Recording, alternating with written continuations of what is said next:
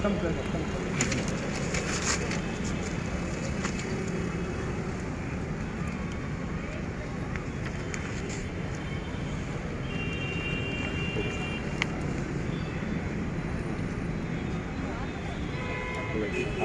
ಈಗ ಬಸವನಗುಡಿ ಸೇರಿದಂತೆ ಬೇರೆ ಭಾಗಗಳೆಲ್ಲ ಕೋತಿಗಳ ಕಷ್ಟ ಜಾಸ್ತಿ ಆಗ್ತದೆ ಅಂತೇಳಿ ಬೇರೆಯವರಿಗೆ ಶಿಫ್ಟ್ ಮಾಡೋಕ್ಕೆ ಪ್ಲಾನ್ ಮಾಡ್ತಿದ್ದಾರೆ.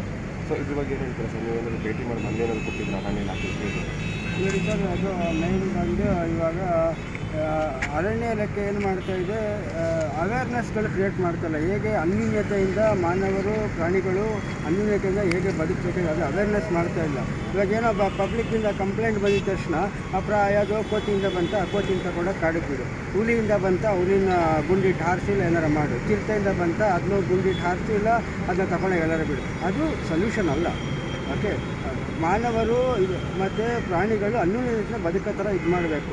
ಇವಾಗ ಕೋತಿಗಳಿದೆ ಅಂದರೆ ಅದು ಏನು ಸುಮ್ಮನೆ ಗಲಾಟೆ ಮಾಡಬೇಕಂತೇಳಿ ಬರೋಲ್ಲ. ಅದಕ್ಕೇನೋ ಹೊಟ್ಟೆ ಹಸ್ಕೊಂಡಿರುತ್ತೆ, ಊಟಕ್ಕೋಸ್ಕರ ಬರೋದು. ಇವಾಗ ನೋಡಿ, ಇವಾಗ ಅದು ಊಟಕ್ಕಂತೇಳಿ ಬಂದಾಗ ಊಟ ಅಲ್ಲಿ ಇಲ್ಲಿ ಹುಡುಕುತ್ತೆ, ಸಿಗುತ್ತೆ, ತಿನ್ನುತ್ತೆ, ಹೋಗುತ್ತೆ. ಕೆಲವರು ಜನರು ಏನು ಮಾಡೋದು, ಅದಕ್ಕೆ ಕೋಲ್ ತಗೊಂಡು ಹೊಡಿಯೋದು, ತೀಟೆ ಮಾಡೋದು. ಅವಾಗ ಏನಾಗುತ್ತೆ, ಕೋತಿ ಸ್ವಲ್ಪ ಇದು ಅದು ಕೋತಿ ಸ್ವಭಾವ. ಅದು ಯಾವುದೇ ನಮಗೂ ಅಷ್ಟೇ, ಯಾರೋ ಹೊಡಿಯೋಕ್ಕೆ ಬಂದರೆ ಯಾಕೋ ಹೊಡಿತೀವಿ ಅಂತ ಕೇಳ್ತೀವಿ, ಅದನ್ನು ಅದೇ ಥರ ಇದು ಮಾಡುತ್ತೆ. ಇವಾಗ ಏನು ಮಾಡ್ತಾರೆ, ಇವರು ಅವೇರ್ನೆಸ್ ಕ್ರಿಯೇಟ್ ಮಾಡಬೇಕು. ಏನು ಕೋತಿ ಜೊತೆಯಲ್ಲಿ ಹೇಗೆ ಮನುಷ್ಯರು ಬದುಕ್ಬೋದು ಅಂತೇಳಿ. ಇವಾಗ ಮನೆ ಒಳಗಡೆ ಬರುತ್ತೆ ಅಂತ ಹೇಳ್ದಂದ್ರೆ ಅದಕ್ಕೆ ಇವಾಗ ಏನು ಇದು ಸೊಳ್ಳೆ ಬರ್ತದಂಗೆ ಸೊಳ್ಳೆ ಪರದೆ ಹಾಕ್ಕೊಳ್ಳಲ್ವ, ಅದೇ ಥರನೇ ಒಂದು ಮೆಶ್ ಹಾಕ್ಕೊಳ್ಳಿ, ಅವಾಗ ಏನು ಬರೋಲ್ಲ. ಮತ್ತು ಕೋತಿಗಳು ಊಟ ತಿಂದು ಹೊಂಟೋಗ್ಬಿಡುತ್ತೆ. ಇವಾಗ ಇವರು ಎಲ್ಲ ಈ ಸಿಟಿಯಲ್ಲಿ ಇರೋದನ್ನೆಲ್ಲ ತಗೊಂಡೋಗಿ ಕಾಡಿಗೆ ಬಿಟ್ಟು ಅಂದರೆ ಅರಣ್ಯ ಇಲಾಖೆ ಸಿಟಿಯಲ್ಲಿ ಯಾಕ್ರಿ ಇರಬೇಕು? ಅರ್ಬನ್ ವೈಲ್ಡ್ ಲೈಫ್ ಅಂತೇಳಿ ಏನಕ್ಕೆ ಇರೋದು ಅಂದರೆ ಅದು ನಗರದಲ್ಲೇ ಇರುವಂಥ ವನ್ಯಜೀವಿಗಳು. ಅದನ್ನ ತಗೊಂಡೋಗಿ ಕಾಡಲ್ಲಿ ಬಿಟ್ಟಂದರೆ ಇವಾಗ ಇದು ಝೂನಾಟಿಕ್ ಡಿಸೀಸಸ್ ಅಂತಾರೆ. ಅಂದರೆ ವೈರಸ್ಗಳು ಕಾಡಿಂದ ಸಿಟಿಯಿಂದ ಕಾಡಿಗೆ ಮತ್ತು ಟ್ರಾವೆಲ್ ಆಗುತ್ತೆ. ಮತ್ತು ಅರಣ್ಯ ಇಲ್ಲ ಅರಣ್ಯದಲ್ಲೂ ಕೋತಿಗಳಿವೆ. ಆ ಕೋತಿಗಳು ಈ ಕೋತಿಗಳಿಗೆ ಗಲಾಟೆ ಮಾಡುತ್ತೆ. ನಾಳೆ ದಿನ ಮುಂದೆ ಇವಾಗ ಅರಣ್ಯ ಎಲ್ಲೆಲ್ಲಿ ಬಿಡ್ತಾ ಇದ್ದಾರೆ, ಇವಾಗ ಇದೇ ಕೋತಿಗಳು ಕಗ್ಲಿಪುರ ಹತ್ರ ಬಿಡ್ತಾ ಇದ್ದಾರೆ. ಕಗ್ಲಿಪುರ ಹತ್ರನೂ ಹೌಸಿಂಗ್ ಪ್ರಾಜೆಕ್ಟ್ಸ್ ಎಲ್ಲ ಆಗ್ತಾಯಿದೆ. ಇವಾಗ ನಾಳೆ ದಿನ ಅಲ್ಲೂ ಸಮಸ್ಯೆ ಆಗುತ್ತೆ. ತಿರ್ಗಿ ಅಲ್ಲಿಂದ ಎತ್ಕೊಂಡೋಗಿ ಎಲ್ಲ ಹಾಕ್ತೀರಾ ಕೋತಿನ? ಸ್ಥಳಾಂತರ ಮಾಡೋದು ಸೊಲ್ಯೂಷನ್ ಅಲ್ಲಪ್ಪ. ಓಕೆ, ಜನರಲ್ಲಿ ಜಾಗೃತಿ ಮೂಡಿಸ್ಬೇಕು, ಅವೇರ್ನೆಸ್ ಇದು ಮಾಡಬೇಕು, ಫಂಡ್ ಸ್ಯಾಂಕ್ಷನ್ ಮಾಡಲಿ, ಅವೇರ್ನೆಸ್ ಕ್ರಿಯೇಟ್ ಮಾಡಲಿ, ಹೇಗೆ ಅನ್ಯೂನ್ಯತೆಯಿಂದ ಇರೋದು ಅಂತೇಳಿ. ಏನು ಕೋತಿ ಯಾರನ್ನೂ ಸಾಯಿಸ್ತಾ ಇಲ್ವಲ್ಲ, ಜೀವನ ಇದಾಗ್ತಾ ಇಲ್ಲಲ್ಲ, ಏನು ಯಾಕೆ ಇವರು ಈ ಥರ ಇದು ಮಾಡಬೇಕು? ಇವರು ಈಗ ಈಸಿ ಸೊಲ್ಯೂಷನ್, ಆಯಿತಾ ಕೋತಿನ ಆಯಿತು ತಗೊಂಡೋಗಿ ಬಿಟ್ಬಿಡ್ತೀವಿ, ಮುಗೀತು ಕೆಲಸ. ಏನದು ಅವಾಗ ಇಲಾಖೆ ಇದ್ದು ಏನು ಪ್ರಯೋಜನ? ಇವಾಗ ಟ್ರಾಫಿಕ್ ಅವರು ಪೊಲೀಸು ನೋಡಿ ಏನೇನೋ ರೂಲ್ಸ್ ಫಾಲೋ ಮಾಡಬೇಕು, ಹೇಗಿರ್ಬೇಕಂತೇಳಿ ರೂಲ್ಸ್ಗಳು ಇದು ಮಾಡ್ತಾರೆ, ಜನರಿಗೂ ಗೊತ್ತಾಗುತ್ತೆ. ಇವ್ರು ಆ ಥರ ಏನೂ ಇದು ಮಾಡಿರಲ್ವಲ್ಲ, ಇದುವರೆಗೂ ಎಲ್ಲೂ ಅವೇರ್ನೆಸ್ ಕೋತಿಗಳಿಗೆ ಕ್ರಿಯೇಟ್ ಮಾಡಿಲ್ಲ ಇವರು. ಏನು ಅದರಿಂದ ಪ್ರಾಬ್ಲಮ್ಗಳಾಗುತ್ತೆ. ಅವ್ರು ಮೊದಲೇ ಹೇಳ್ತಾರೆ ಜನರಿಗೆ, ನೋಡಪ್ಪ ನೀವು ಈ ಥರ ಇರಬೇಕನ್ನೋದು ಅವ್ರಿಗೂ ಗೊತ್ತಾಗುತ್ತೆ. ಇವ್ರು ಏನು ಜಾಗೃತಿ ಮಾಡ್ತಾರೆ, ಯಾರೋ ಒಬ್ಬರು ಕಂಪ್ಲೇಂಟ್ ಮಾಡೋದು ಅಂದ್ಬಿಟ್ಟು ಆಯಿತು, ಅವ್ರ ಬೇಸ್ಡ್ ಆನ್ ದೇರ್ ಕಂಪ್ಲೇಂಟು ಇವ್ರು ತಗೊಂಡೋಗಿ ಕೋತಿನ ಬಿಟ್ಬಿಡೋದು. ಏನದು ಅವಾಗ? ಆಲ್ರೆಡಿ ಇವಾಗ ಸ್ವಲ್ಪ ಕೋತಿಗಳಿದೆ. ಮತ್ತು ಇನ್ನೊಂದು ಏನಂದರೆ, ನಮ್ಮ ಹಿಂದೂ ಧರ್ಮದಲ್ಲಿ ಆಂಜನೇಯ ಸ್ವಾಮಿ ಕೋತಿಗಳು, ಶ್ರೀರಾಮಚಂದ್ರನಿಗೆ ಸೀತಾಮಾತೆನ ಲಂಕಾಪತಿ ರಾವಣ ತಗೊಂಡೋದಾಗ ವಾನರ ಸೇನೆ ಸಹಾಯ ಮಾಡಿದ್ದು ಏನು, ಆ ಒಂದು ಓಕೆ ಇದು ಇತಿಹಾಸನೇ ಇದೆ ಕೋತಿಯಿಂದ. ಓಕೆ, ಅದೆಲ್ಲ ಇದರಲ್ಲಿ ಹಿಂದೂಗಳಿಗೆ ತುಂಬ ಇದಾಗುತ್ತೆ, ಮನಸ್ಸು ನೋವಾಗುತ್ತೆ ಕೋತಿಗಳಿಗೆ. ಕೋತಿ ಬಂಡೆ ಅಂತ ದೇವಸ್ಥಾನನೇ ಇದೆ ವಿಜಯನಗರದಲ್ಲಿ. ಈ ಥರ ಎಲ್ಲ ಇರಬೇಕಂದ್ರೆ ಇವರು ಕೋತಿನ ತಗೊಂಡಾಗಿ ಇದು ಮಾಡಿಬಿಟ್ರೆ ಏನು? ನಗರದಲ್ಲಿರೋ ಕೋತಿ ನಗರದಲ್ಲೇ ಇರಲಿ, ಕಾಡಲ್ಲಿರೋದನ್ನ ಕಾಡಲ್ಲಿರಲಿ. ಅದನ್ನ ಇಲ್ಲಿ ತೊಗೊಂಡು ಬರೋದು ಬೇಡ, ಇದನ್ನ ಅಲ್ಲಿ ತೊಗೊಂಡೋಗೋದು ಬೇಡ, ಇಲ್ಲೇ ಭಾಳ ಥರ ಮಾಡಿ. ಮತ್ತು ಎಲ್ಲ ಹಣ್ಣಿನ ಗಿಡಗಳು ಒಂದೂ ಇಲ್ಲ. ಅರಣ್ಯ ಇಲಾಖೆಯವರು ಯಾಕ್ರಿ ಹಣ್ಣಿನ ಮರಗಳನ್ನ ಹಾಕ್ತಾ ಇಲ್ಲ? ಅವ್ರು ಹಣ್ಣಿನ ಗಿಡಗಳು ಹಾಕಬೇಕು. ಅವಾಗ ಏನಾಗುತ್ತೆ, ಎಲ್ಲ ಪ್ರಾಣಿ ಪಕ್ಷಿಗಳಿಗೂ ಆಹಾರ ಸಿಗುತ್ತೆ. ಕೋತಿಗಳು ಮನೆ ಮೇಲೆ ಇರುತ್ತೆ. ಇವಾಗ ಇವರೆಲ್ಲ 10 ಫ್ಲೋರ್ ಬಿಲ್ಡಿಂಗ್ಗಳಿಗೆ ಕಾಂಟ್ರಾಕ್ಟ್ ಕೊಟ್ಬಿಡ್ತಾರೆ. ಕೋತಿಗಳೇನು ಮಾಡುತ್ತೆ, ಆ ಕಡೆಯಿಂದ ಈ ಬಿಲ್ಡಿಂಗಿಗೆ ಆ ಬಿಲ್ಡಿಂಗ್ ಹೋಗುತ್ತೆ. ಇವ್ರೇನು ತಿಳ್ಕೊಳ್ತಾರೆ, ಕೋತಿ ನಮ್ಮ ಮನೆಗೆ ಬಂತು ಅಂತ. ಅದೆಲ್ಲ ಅವೇರ್ನೆಸ್ ಮಾಡಬೇಕು, ಅವಾಗೆಲ್ಲ ಇದಾಗುತ್ತೆ. ಸುಮ್ಮನೆ ಇವರು ತಗೊಂಡೋಗಿ ಬೇರೆ ಕಡೆ ಬಿಟ್ಬಿಟ್ಟು ಕೈ ತೊಗೊಳ್ಳಲ್ಲ, ನಾಳೆ ದಿನ ಅಲ್ಲೂ ಪ್ರಾಬ್ಲಮ್ ಶುರುವಾಗುತ್ತೆ. ಸ್ವಲ್ಪ ಅರ್ಬನ್ ವೈಲ್ಡ್ ಲೈಫ್ ಇದೆ, ಅದು ಉಳಿಸ್ಕೊಳ್ಳಿ ಅಷ್ಟೇ ನಾವು ಹೇಳೋದು. ಇದು ಇತ್ತೀಚೆಗೆ ಒಂದು 18ಕ್ಕೂ ಹೆಚ್ಚು ಕೋತಿಗಳನ್ನ ಬೇರೆಡೆಗೆ ಬಿಟ್ಟಿದ್ದಾರಂತೆ. ಈ ರೀತಿ ಎಲ್ಲ ಸಾರ್ವಜನಿಕರು ಕಂಪ್ಲೇಂಟ್ ಮಾಡ್ತಾ ಇದ್ದಾರೆ.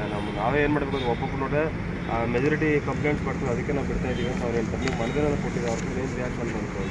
ಇಲ್ಲ, ನಾವು ನೋಡಿ ಆ್ಯಕ್ಚುಲಿ ನಾವು ಇದು ಅಬ್ಜೆಕ್ಷನ್ಸ್ ಕೊಟ್ಟಿದ್ದೀವಿ. ನೋಡಿ, ಯಾವುದೇ ಕಾರಣಕ್ಕಾಗಲಿ ಕೋತಿಗಳನ್ನ ಸ್ಥಳಾಂತರ ಮಾಡಬಾರ್ದು ಅಂದ್ಬಿಟ್ಟು ಇವರು ಇದು ಪಬ್ಲಿಕ್ ಅಲ್ಲಿ ಪ್ರಾಬ್ಲಮ್. ಅದಕ್ಕಿಂತ ಮುಂಚೆ ಇವರು ಏನಾದ್ರು ಅವೇರ್ನೆಸ್ ಮಾಡಿದ್ರ ಅವ್ರು ಹೇಳಿ ಉತ್ತರ ಕೊಡಲಿ. ಅರಣ್ಯ ಇಲಾಖೆಯವರು ಏನು ಅವೇರ್ನೆಸ್ ಕ್ರಿಯೇಟ್ ಮಾಡಿ ಪ್ರಾಬ್ಲಮ್ ಬಂತ, ಇಲ್ಲ ಅವೇರ್ನೆಸ್ ಕ್ರಿಯೇಟ್ ಮಾಡೋದೇ ಪ್ರಾಬ್ಲಮ್ ಅಂತ ಅವರೇ ಉತ್ತರ ಕೊಡಲಿ. ಅವೇರ್ನೆಸ್ ಒಂದು ಕಡೆನೂ ಮಾಡಿಲ್ಲ. ಕೋತಿಗಳ ಪ್ರಾಬ್ಲಮ್ ಟೆಲಿಫೋನಲ್ಲಿ ಬಂದು ನಾವು ಕೋತಿಗಳ ಪ್ರಾಬ್ಲಮ್ ಆಯಿತು, ಅದೇನಿದೆ ವೆಚ್ಚ ನೀವೇ ಕೊಡಿ, ಇವ್ರು ಯಾರನ್ನಾರು ಕರ್ಕೊಂಡು ಬಂದು ಇಡಿಸಿ ಬೇರೆ ಕಡೆ ಇದು ಮಾಡ್ತಾರೆ. ಅದು ಎಲ್ಲಿ ಬದುಕ್ತಾ ಇದೆಯಾ ಸಾಯ್ತಿದೆಯಾ ಅಂತೇಳಿ ಒಂದು ಇದಿಲ್ಲ, ಮಾಹಿತಿ ಇಲ್ಲ.